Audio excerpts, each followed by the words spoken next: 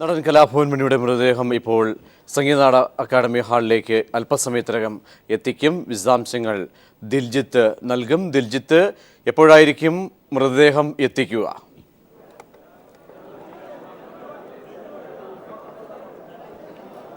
പ്രജീഷ്, കലാഭവൻ മണിയുടെ മൃതദേഹവും വഹിച്ചുകൊണ്ടുള്ള ആംബുലൻസ് തൃശ്ശൂർ നഗരത്തിൽ എത്തിക്കഴിഞ്ഞിരിക്കുന്നു. അല്പസമയത്തിനകം തന്നെ സംഗീത നാടക അക്കാദമി പരിസരത്ത് എത്തിച്ച് അക്കാദമിക്കുള്ളിൽ പൊതുദർശനത്തിന് വയ്ക്കും. അല്പസമയത്തിനകം തന്നെ പൊതുദർശനം ആരംഭിക്കുന്നതാണ്.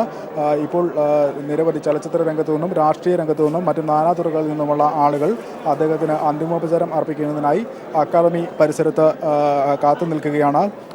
ചലച്ചിത്ര രംഗത്ത് നിന്ന് നടൻ ജയറാം, അതുപോലെ തന്നെ നടി KPSC ലളിത, ശിവജി ഗുരുവായൂർ, ജയരാജ് വാര്യർ, ലിഷോയ്, സംവിധായകൻ പ്രിയനന്ദനൻ, VK ശ്രീരാമൻ തുടങ്ങിയ ആളുകൾ വളരെ നേരത്തെ തന്നെ എത്തി അദ്ദേഹത്തിൻ്റെ മൃതദേഹം പൊതുദർശനത്തിനായി അക്കാദമി ഹാളിലേക്ക് എത്തുന്നതിനായി കാത്തു നിൽക്കുകയാണ്.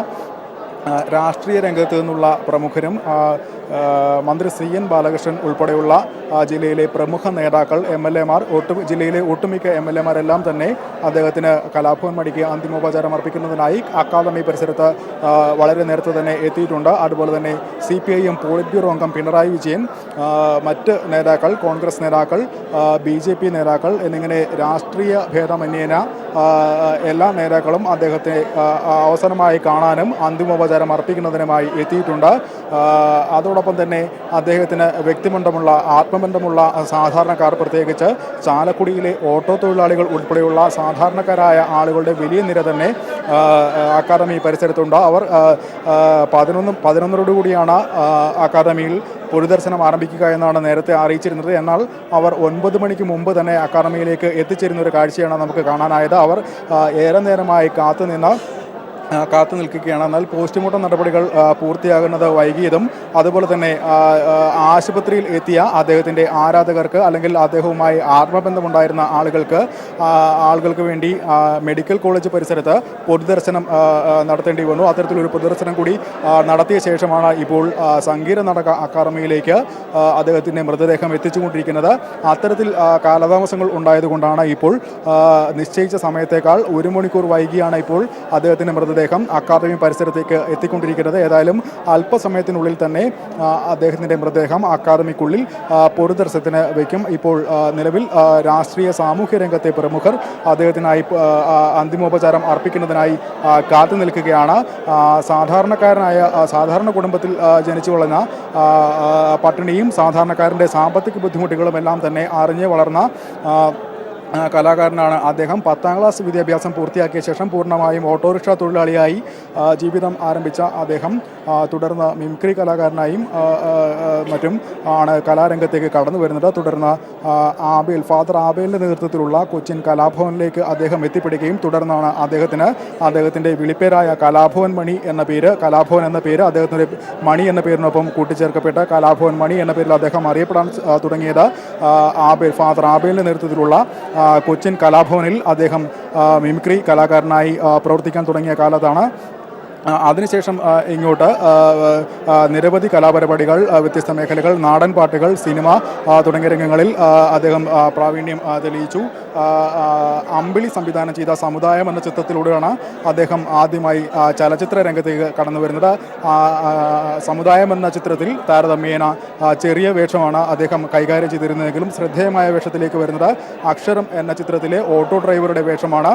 അത്തരത്തിൽ ആ ഒരു വേഷത്തോടു കൂടി തന്നെ മണി ചലച്ചിത്ര രംഗത്ത് കൂടുതൽ ശ്രദ്ധേയനായി തുടങ്ങിയിരുന്നു. തുടർന്ന് ചല്ലാപം എന്ന ചിത്രത്തിലെ ചെത്തു തൊഴിലാളി ഒരു വേഷത്തിലൂടെ മലയാളികൾക്ക് ഏവർക്കും പ്രിയപ്പെട്ട ഒരു നടനായി മാറുന്ന മണിയെയാണ് പിന്നീട് കാണാനായത്. തുടർന്ന് നായക വേഷങ്ങളിലും അദ്ദേഹം സജീവ സാന്നിധ്യമായി. തുടർന്ന് ഹാസ്യരംഗങ്ങളിൽ സജീവമായ അദ്ദേഹം പ്രതിനായക വേഷത്തിലും എത്തി. സകല വേഷങ്ങളിലും അദ്ദേഹത്തിൻ്റെ ഏത് വേഷമായാലും തന്മയത്വത്തോടുകൂടി അവതരിപ്പിക്കാൻ കഴിയുമെന്ന് ഓരോ മലയാളിക്കും അഭിപ്രായപ്പെടുന്ന രീതിയിലായിരുന്നു അദ്ദേഹത്തിൻ്റെ പ്രകടനം. തുടർന്ന് വളരെ നാളുകൾക്ക് ശേഷം അദ്ദേഹം നായകരംഗങ്ങളിലും നിരവധി ചിത്രങ്ങളിൽ നായകനായി എത്തി. ആ ചിത്രങ്ങളിലും തികച്ചും മലയാളത്തിലെ സൂപ്പർ താരങ്ങൾക്ക് ഒപ്പം തന്നെ വിലയിരുത്താവുന്ന തരത്തിൽ അദ്ദേഹത്തിൻ്റെ അഭിനയ പാഠവും വെളിച്ചത്ത് കൊണ്ടുവരുന്ന ചിത്രങ്ങളാണ് അദ്ദേഹത്തെ നായകനായി എത്തിയത്. പ്രത്യേകിച്ച് അതുപോലെ തന്നെ അദ്ദേഹം പ്രതിനായകനായി തിളങ്ങിയ നിരവധി ചിത്രങ്ങളുണ്ട്. പ്രത്യേകിച്ച് പ്രതിനായകന്മാർക്കുള്ള സംസ്ഥാന പുരസ്കാരം നേടിയ കലാകാരന്മാർക്കൊപ്പം തന്നെ ഇടം പിടിക്കാവുന്ന തരത്തിലുള്ള വേഷങ്ങളാണ് അദ്ദേഹത്തിന് ലഭിച്ചിട്ടുള്ളത്. അതെല്ലാം തന്നെ വളരെ തന്മയത്വത്തോടു കൂടി അഭിനയിക്കാൻ അദ്ദേഹം ശ്രദ്ധ ചെലുത്തിയിരുന്നു.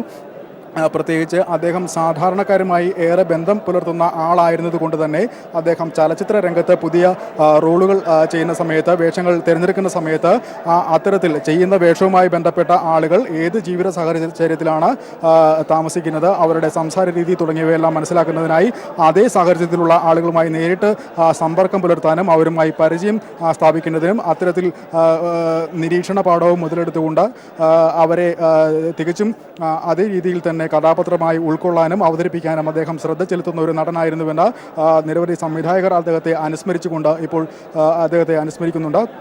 ഏതായാലും അദ്ദേഹത്തോടൊപ്പം അഭിനയിച്ചുകൊണ്ടിരുന്ന നിരവധി നടന്മാരും നടികളുമെല്ലാം തന്നെ അദ്ദേഹത്തിൻ്റെ പെരുമാറ്റം, അദ്ദേഹത്തിൻ്റെ സൗഹൃദം കാത്തുസൂക്ഷിക്കുന്നതിനുള്ള ശ്രദ്ധ എന്നിവയിലെല്ലാം തന്നെ അദ്ദേഹം പുലർത്തിയിരുന്ന ശ്രദ്ധയെക്കുറിച്ച് വ്യക്തമാക്കുന്നുണ്ട്. പ്രത്യേകിച്ച് സിനിമ സെറ്റുകളിലെല്ലാം തന്നെ ആ ഒരു സിനിമയ്ക്കുള്ളിൽ ഏതൊക്കെ തരത്തിലാണ് അദ്ദേഹം ഹാസ്യ നടനായിരുന്നത്, അത്തരത്തിൽ തന്നെ നല്ല രീതിയിലുള്ളൊരു ബന്ധം ക്യാമറയ്ക്ക് പിന്നിലും കാത്തുസൂക്ഷിക്കുന്ന ഒരു വ്യക്തിയാണ് എന്നാണ് ചലച്ചിത്ര രംഗത്തെ നടീനടന്മാരായാലും സംവിധായകന്മാരായാലും അതുപോലെ തുടരാം. ദിൽജിത്ത് മൃതദേഹം അല്പസമയത്തിനകം തന്നെ സംഗീത നാടക അക്കാദമിയിലേക്ക് കൊണ്ടുവരും.